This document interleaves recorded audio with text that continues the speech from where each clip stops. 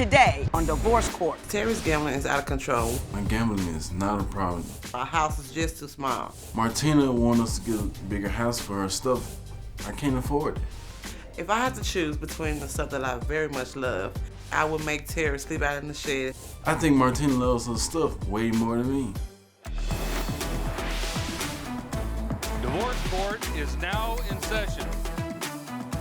Good day, ladies and gentlemen. I'm here today with Martina Triplett and Terry Freeman. The two of you have been together for a year and a half. You have been engaged for the last 5 months. You have some concerns about your marriage, so you've come to me to ask my opinion. You've given me your marriage license with permission to tear it up should I think the union is ill-advised. You also took my compatibility test. And now, Ms. Triplett, you're going to tell me, what is your primary concern? We know you love him, but why are you worried about marrying him? Well, Judge, let me tell you, Terry keep on cracking these washed up jokes everywhere we go. I'll give you an example of one of them. One day we was at this gas station, he was just walking, and all of a sudden we get about 10 or 15 feet to the door, he falls out, like something just knocked him cold out. So I run over He just there. fell down? Just fell down, just nonsense. I go over there and say, honey, are you okay, honey, you okay? And two people came around me to help me get him up. While we was trying to get him up, the woman said, do we need to call 911?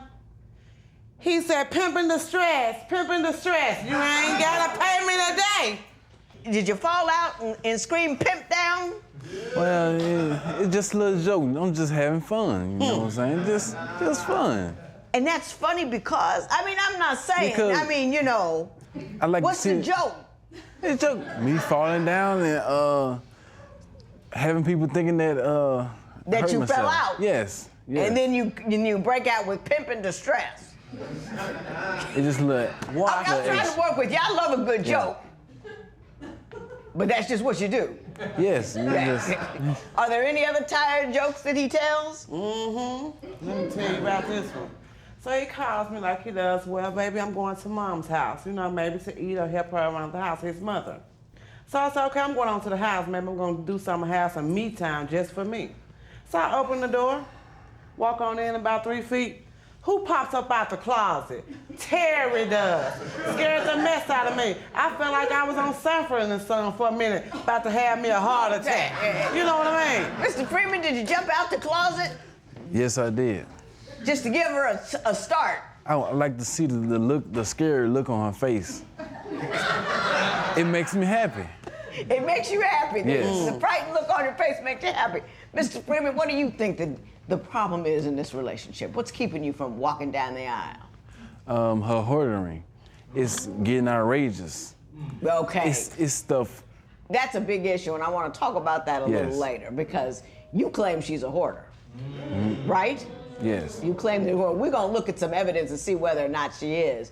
But in the meantime, I want to talk to you, Ms. Triplett. You say you have issues with his hygiene. Oh, wait a minute. Explain to me what those are. Let me tell you, he works in this place where he washes dishes, take out the trash. Ain't no telling what else he do. But he be coming home all washed up, greased up, smelly up. So me as the soon-to-be wife do my duties. Take his clothes and wash them. He sit around, maybe get him something to eat, talk, or help him around the house, maybe. Then he goes to sleep from being tired and exhausted. Then the next time, it's time for him to get up and go to work. Where my clothes at, baby? Hold up, ain't you gonna go and take a bath first? When I wash my face, I'm gonna be late. So he continued to put on his clean clothes on this nasty, greased up, fine body he's supposed to have. Pimp in distress. Pimp gonna be looking a mess if he don't get it right. Mr. Freeman, do you skip the shower when maybe you ought not? No. It's just when I come home, I be frustrated with her, you know what I'm saying? I like, okay, she want to have, intercourse, you know what I'm saying? So I was like, no, you done made me mad, so you ain't getting none today, you know what I'm saying? So I'm finna go and not take a shower. Until the next morning. Until the next morning to keep her away. Yeah. Well, that is a whole, I never, in divorce court, I always say I've seen it all. That's a new one. I stay funky so I don't have to have sex. That's interesting. So it's a new one for me too,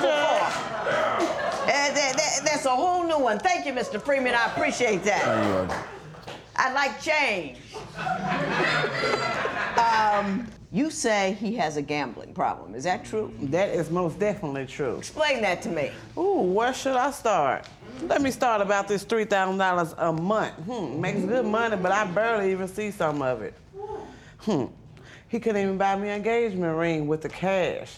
But I'm not gonna complain too much because from him gambling so much, he had so many points and bought me an engagement ring. I'm sorry, right now it's in the pawn shop where I pawn it because I feel like I need to be going to get me a few tickets. But he hides them in all these weird places. Her gambling problem is way worse than mine. Extremely worse What than kind mine. of gambling does she do? Scratch off. Scratch- tickets, you oh, know what I'm scratch saying? off. But I go to the casino every now and then, but her. Every now and again, come on now. Well, Mr. Freeman, let me ask you she this. talking to me. How much money do you think you spend every month on scratch off? Every month, just about probably 1,000. You ought to stop. That's it. That's Every 1/3 month. Isn't that Yeah. 1/3 of your take-home pay? It's okay. I also Why do is it side okay? work. I Huh? also do side work too. So you have a second job. 3, Where? 4, 5. Mr. Freeman, how much money do you say Ms. Triplett spends every month on scratch-off cards? Give me a ballpark. About 1,000? 2,000. Yes. Do you spend $2,000 a month on scratch-off cards? Yes. Yes, ma'am, but I do be winning, so you can't consider all of that coming from straight out of my pocket or So his last pocket. year, they got how much and you got how much? Who's up? They is, I guess. They I plead all- the fifth. I plead the They're fifth. always up. Yes, ma'am. You know, they're always up. $3,000 a month. Do you know what you people could do with $3,000 a month? Do you own a home? Do No. you have any investments? I mean, there's so many things. $3,000 a month. Yes, ma'am. Don't invest in the state of wherever you are. Invest in the state of your situation. Lord.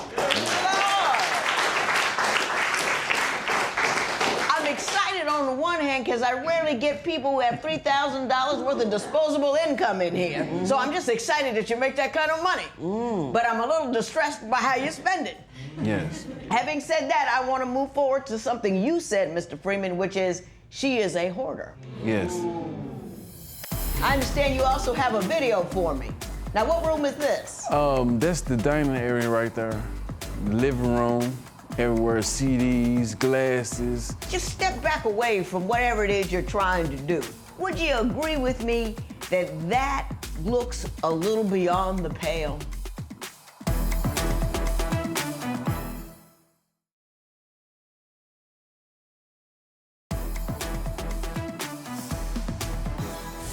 So, Mr. Freeman, you contend that Ms. Triplett is a hoarder. Why do you say that? She collects so much things, so many things. I can't walk in the house without tripping over something, you know what I'm saying? It's so much stuff that's in the house. I go to use the restroom, stuff fall out the cabinet on my back. top of your head. And head and all that stuff. So I understand you have pictures, so I can discern for myself the nature of the problem, correct? Correct. Yes. Let's see the picture. Now tell me what I'm looking at. What is this? That's supposed to be the playroom. It's so much stuff The playroom everywhere. what, for Yes. kids? Yes, but it's really no playroom. It's so much stuff, her stuff in there, you know, she just threw in there, I you know, can't so even everywhere. tell what that is. Yes. Do you have a next Ain't no picture? junk. What is that? That's the car. Is that you bringing everywhere stuff we home? go. Yes, ma'am, that was a light day then. I usually have the back of the seat. What are you bringing home? Ironing board, scrap metal. That's a ironing board. That's somebody gonna need to be ironing somebody's kids' school clothes. What are you Somebody doing keep with that. scrap metal? Keep it. I might Are need you a to welder? What you gonna do?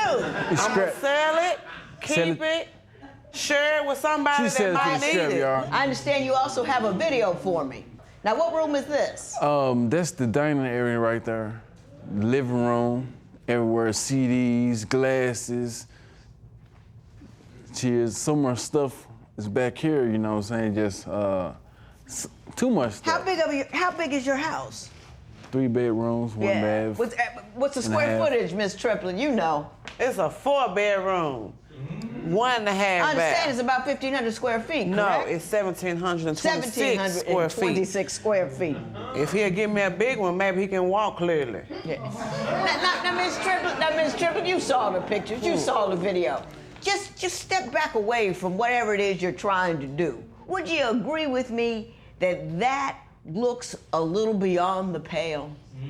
No. That's not quite right, though. No. It's a little It's just junkier than it way needs too to much. be. It ain't junky enough. What does all that stuff do for you? It comforts me, Judge. It comforts you. Yes. If he would give me a little bit more comfort, maybe I won't have so much junk to deal with. Do you ever sell that stuff? Do you have a purpose for it? Are you trying to build a sculpture? What's happening? I might sell 10% of it just to make somebody smile. But they ain't gonna smile bigger than me because I go out and get my stuff. And it makes me happy. And I love my stuff, Judge. Okay. And I bet you do, which is why I brought out an expert on hoarding to figure out what it is. Because there's a hiccup in your head. That ain't right. You know what I mean? I ain't mad, but it's not right. I tell you all the time. No, everybody doesn't do that. And I want to figure out why you do, because that's one of the things impeding you from getting to the altar. You don't want to have a whole bunch of junk standing between you and a ring, right? Right. So let's figure out why that's happening. And I brought somebody here who can help us. I brought an expert here. Her name is Cynthia Zaragoza. When you saw Miss Triplett's house, what did you see?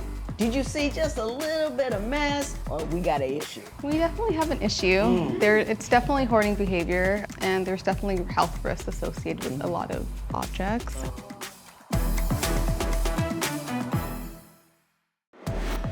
What would you do if your partner's hygiene became a problem? Tell us what you think at facebook.com/Divorce Court. Divorce Court will be right back.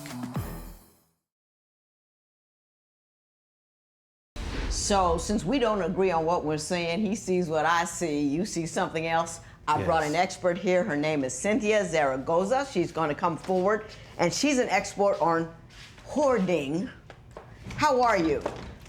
Thank you so much for being here. We are happy to have you. Why don't you just give me a brief recitation of your background and tell me what is hoarding and whether or not you believe Ms. Triplett is a hoarder. So I'm a licensed marriage and family therapist. I've been treating hoarding since 2010. And hoarding disorder is characterized by compulsive urges and behaviors to acquire a large amount of possessions and the difficulty in involuntarily discarding those possessions. And it affects about 2 to 5% of the population. Generally, why do hoarders hoard? What is it emotionally that they're trying to cope with? So there's a variety of reasons for different people. There tends to be a strong attachment to objects and a difficulty in letting go and releasing. When you saw Ms. Triplett's house, what did you see? Did you see just a little bit of mess, little disorganization, or we got an issue? We definitely have an issue. It's definitely hoarding behavior, and there's definitely health risks associated with a lot of Now, I know you had an opportunity to talk to Ms. Triplett beforehand. What did you get from her? What did you feel from her when you spoke to her? Well, Ms. Triplett is definitely very attached to her objects, and she did express that it's a coping. She likes holding on to it. It comforts her, and that's very typical. The acquisition of stuff makes her feel more comfortable. It brings down her level of anxiety for some reason. Yeah, there's an underlying anxiety. Yeah, because that's what we're all doing. When we gamble, when we drink, when we eat too much, when we hoard, we're all self-soothing. There's all this cortisol stuff going on in our heads, and we want to feel better. We want to bring it down. So we engage in activities, drug taking, alcohol, sex, all that kind of thing is to bring down the anxiety. What you anxious about, Ms. Triplett? Y'all just don't understand. About 15 years ago, something major happened to one of my family members in my home. And so I tried to go to counseling, try to get some help to help me cope with that. So I found myself picking up 1 or 2 things a day, by the time the end of the week, I done got about 10 or 15 things extra in my home. Right. And it started to make me feel better. Very, very comfortable. Things that I might like, might not like. It's just the principle of them being there. They're my things, and it made me feel better and learn to go through this pain that I was carrying. Yeah. Can I say this? And you can co-sign, you can tell me, Judge, you stick to your field. It's not that you feel better, it's that you feel nothing. That you stop the anxiety by engaging in other activities. I mean, liquor or anything is a momentary, it shuts down the anxiety, it shuts down the fear, it shuts down the pain, it shuts down the abandonment, but you don't feel better, you're just momentarily walled off from it. Am I right or am I wrong? Absolutely, it's a numbing. I might agree with that then, Judge, for momentarily. Here's what I want to say, Ms. Triplett. I want you to get married. I want you to marry him. Because you put on here, on your compatibility test, I asked everybody, are you sexually attracted to your partner? You put the biggest yes I've ever seen in my life. It was about this tall. She had all these exclamations. I want you to get that good thing on the regular. Yeah. So we're going to deal with this so we can get you to that. Man, thank you. Thank you.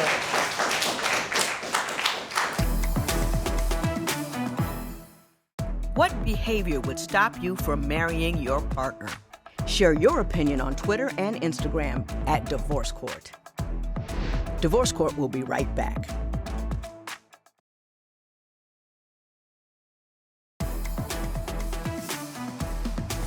Ms. Triplett, Yes, Judge. I know what you want him for, because you already told me, but give me 2 other qualities you love about Mr. Freeman. Well, what I love about Mr. Freeman is he's very, very respectful and kind around my child. That's most definitely a plus.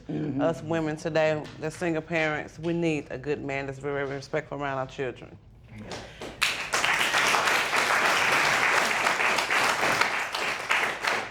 Give me 3 things you love about Ms. Triplett. His smile. No, I'm talking to him. You're so excited to be with him, you can't even stop. Go ahead. Ma'am. She beat me to it. I love her smile, Judge. Yeah. It's beautiful. What else? I love her loving heart. You know what I'm saying? She cares about everyone. You know what I'm saying? And I love her loving her stuff. But I hate it though. It gotta go. Let me tell you what made me do my happy dance. Yes, Judge. When I asked you to tell me 5 things was wrong with them, you told me 5 things that were right with them. You couldn't do it. Yes. Then you put a couple of things that were wrong that you had to think of because you love him so much. I just got excited about that. And Mr. Freeman, other than falling out at the gas station and jumping out of the closet and scaring the woman half to death, I like you. I like how you like her. I like how much she likes you back. I think the love that you do have for each other is a wonderful, fabulous, dynamite thing. I think that whatever issues you have with respect to the gambling and the hoarding, you need to take the time. You got money. $3,000, one gambling month, just one, and put that aside for some marriage counseling so we can find out where the hurt is, where the weak is, so you can deal with it and not mask it. And then go ahead, get that woman and walk down the aisle. This matter is adjourned.